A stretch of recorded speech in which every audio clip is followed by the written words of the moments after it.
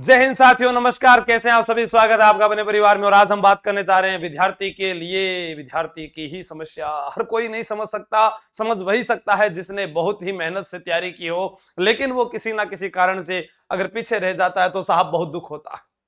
अब का भगवान आकर ये कहेगा कि साहब ये पेपर बिल्कुल लीक हुआ है और फिर आप इसको क्यों दोबारा यहां पर करवा रहे हैं, इसका दोबारा आयोजन क्यों नहीं करवाया जा रहा। सबसे बड़ी समस्या हमारे बीच राजस्थान में बनी हुई है। जुड़े रहिए आप। आज हम बात करते हैं ईओ आरओ भर्ती और सब इंस्पेक्टर 2021 भर्ती रद्द।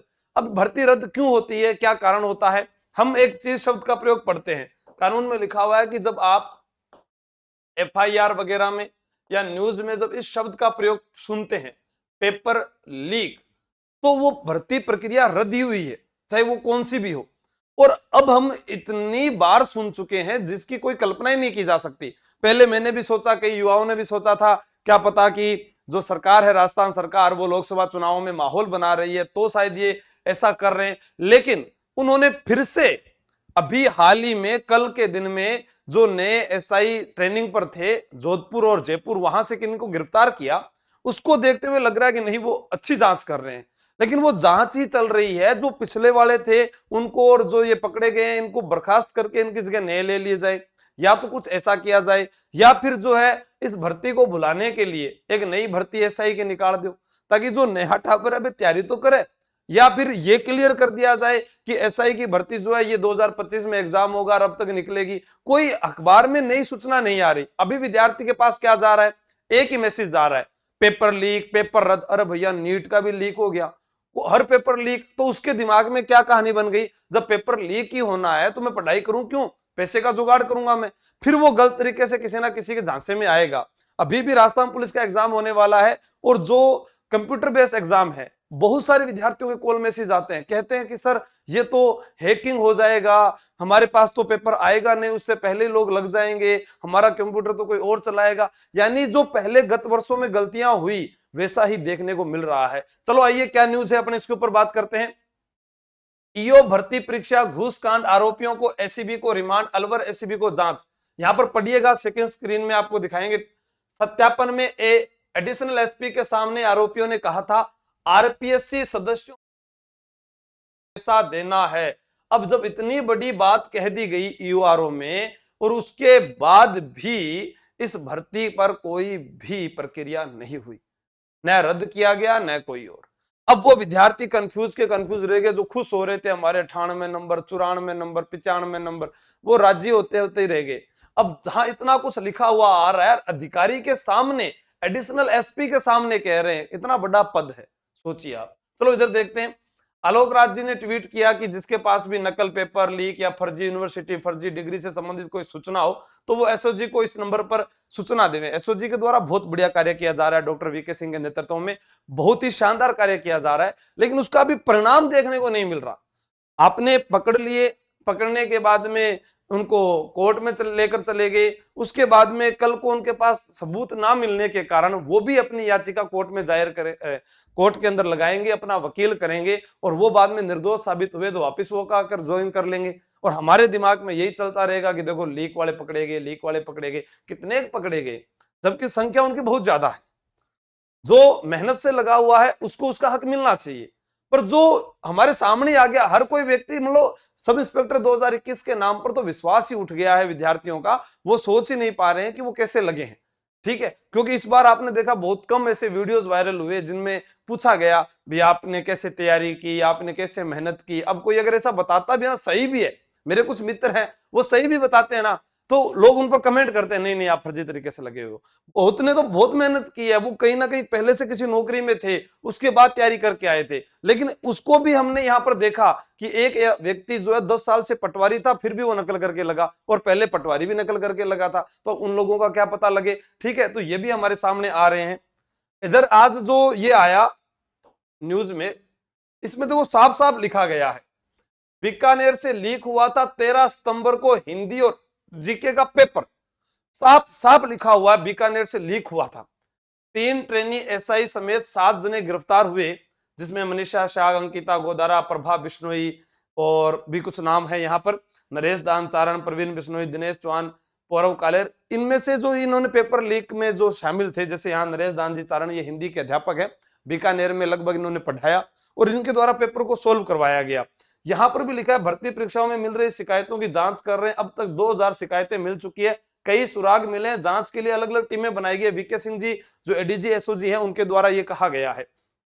अब यहां पर लिखा है बीकानेर में स्कूल संचालक की मदद से पेपर लीक। एडीजी सिंह ने बताया कि पौरव से पूछताछ में आया कि रामसाय सेकेंडरी स्कूल बीकानेर के संचालक दिनेश सिंह चौहान को परिचित राजू मैट्रिक्स के माध्यम से दोनों पारियों के पेपर 10 लाख रुपए दिए गए। राजू मैट्रिक्स ने 13 सितंबर को हिंदी और जीके के पेपर की फोटो खींचकर प्रवीण को भेजी थी। लीक पेपर को नरेश दान चारण से सोल्व कराकर 10-10 लाख रुपए में बेचा।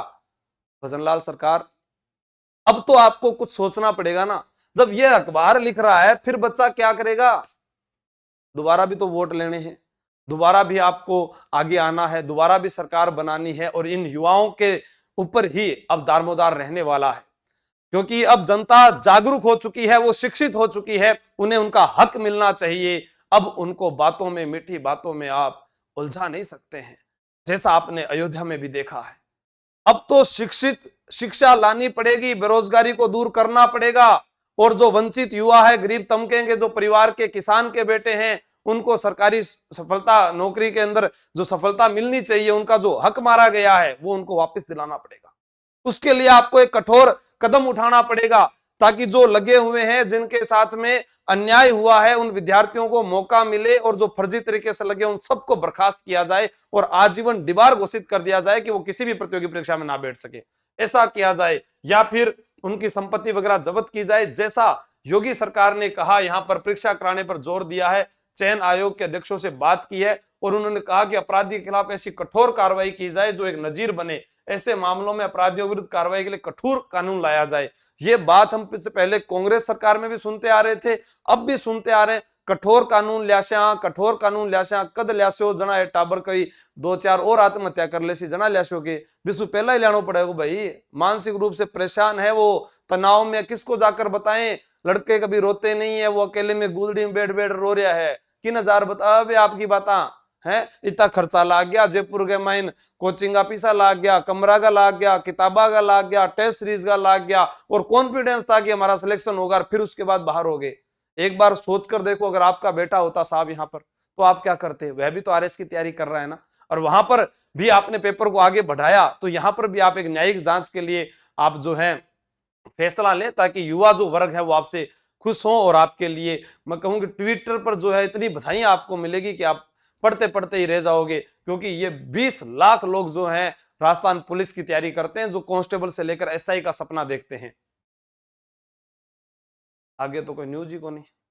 चलो, अब जिसके पास जो भी है सूचना वो एसओजी को दे, एसओजी अपने काम में लगी हुई है। हम तो बस यही कहेंगे, जब इतनी बारीकी से आपके पास में ये मैटर मिला है, जिसके पास ये न्यूज नहीं पहुंची है, वो इस टेलीग्राम चैनल को ज्वाइन कर ले, अपने एक ट्विटर पर ट्रेंड और करवा लेते हैं लास्ट बार, क्योंकि अब तो देखो डबल इंजन की सरकार भी बन गई। पहला बोल रहा फिर राजस्थान में कौन, तो राजस्थान में भी आ गई, केंद्र में भी सरकार आ गई, तो अब तो कोई कठोर प्रयास हो जाना चाहिए। या आप अगर ट्विटर चलाते हैं तो @GK आशु सर नाम से जो ट्विटर अकाउंट है वहां पर फॉलो कीजिए, ताकि अपने उसके ऊपर एक मुहिम चलाएं, वरना मैं लिंक आपको यहां पर डाल दूंगा। और उसके बाद जिस प्रकार पहले हम सड़कों पर आए थे, एक जो वंचित वर्ग का विद्यार्थी है वो वापिस से सड़कों पर आएगा, और जितने भी बेरोजगार संघ के जो अध्यक्ष बने हुए हैं उन युवा साथियों से भी कहना चाहूंगा कि आप विद्यार्थियों के हित में मांग उठाएं। आचार संहिता भी हट चुकी है, और आप जो धरना प्रदर्शन करना चाहते हैं या आप जो सरकार के पास में मांग लेकर जाना चाहते हैं वो भी करें, क्योंकि आलोक राज जी ने भी अपने एक बयान में कहा था कि धरना प्रदर्शन से कुछ नहीं होने वाला। बिल्कुल उन्होंने सही कहा था, क्योंकि वो अगर मांग जायज है तब तो हमें वहां पर धरना प्रदर्शन करना पड़ेगा और उसका हक हमें लेना पड़ेगा। अगर मांग नाजायज है तो फिर चाहे धरने दो, चाहे कुछ भी करो, तो कुछ नहीं होने वाला है। लेकिन यहां पर तो साफ साफ लिख रहे हैं, या तो आप अखबार वालों को रोक दो कि आप लिखो मत, ताकि हम तो परेशान ना हो कि सच्चाई सामने होते हुए भी देखो हमारा हक मारा जा रहा है, जिस रोटी पर हमारा हक था उसे कोई और खा रहा है। यह दुख हमेशा उस विद्यार्थी को रहेगा। आप सब जो विद्यार्थी अगर साथ हैं तो इस वीडियो को साथ साथ अपने युवा साथियों को भेजें और यहां पर जुड़ने की कोशिश कीजिए। कैसे भी करके हम मांग अपनी उठाएंगे। धन्यवाद, जय Hind, best of luck, thank you.